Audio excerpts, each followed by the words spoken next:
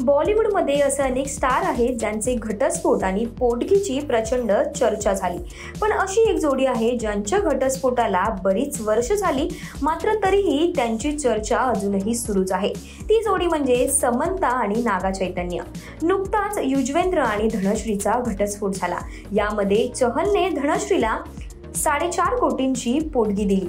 मात्र भारतातील एकमेव अभिनेत्री ती म्हणजे समंता, जिने तब्बल 200 कोटींची पोटगी नाकारली आहे। तर समंता आणि नागा चैतन्य या दोघांची प्रेमकहाणी 2010 मध्ये सुरू झाली। 7 वर्ष एकमेकांना समजून घेतल्यानंतर त्यांनी 2017 मध्ये लग्न केलं आणि मोठ्या थाटामाटात त्यांचं लग्न पार पडलं। हे लग्न म्हणजे दोघांच्याही चाहत्यांसाठी मोठा सोहळाच होता। मात्र लग्नाच्या 4 वर्षानंतर म्हणजेच 2021 मध्ये दोघांनी वेगळं होण्याचा निर्णय घेतला।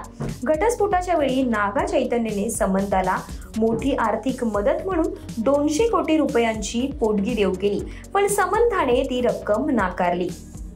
घटस्फोट म्हटल्यावर कायद्यानुसार सर्वच गोष्टी आल्या। यात विभक्त होण्याबरोबरच पोटगी हाही महत्त्वाचा मुद्दा असतो।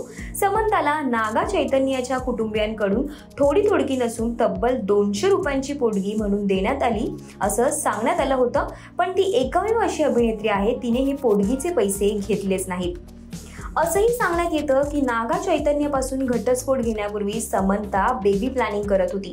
तिला बाळ हवं होतं। एका रिपोर्टमध्ये असं सांगण्यात आलं आहे की नागा चैतन्यापासून घटस्फोट घेतल्यानंतर अभिनेत्रीला 50 कोटी रुपयांची ऑफर देण्यात आली होती, परंतु तेही पैसे घेण्यास तिनं नकार दिला। असं म्हणतात की तिने पोटगी नाकारली कारण तिला फक्त प्रेम आणि नागा चैतन्याची साथ हवी होती। जेव्हा त्यांचं नातं संपलं तेव्हा तिने पैसे वगैरे काहीच घेतले नाही। समंता घटस्फोटानंतर खूप तणावाखाली होती। याचा परिणाम तिच्या आरोग्यावरही झाला। काही काळानंतर तिला मायोसिटिस हा गंभीर आजाराचं निधन देखील झालं। त्यामुळे तिला करिअरमधून काही काळासाठी ब्रेक घ्यावा लागला। खरं तर समंताने अनेक हिट चित्रपटांमध्ये काम केलंय।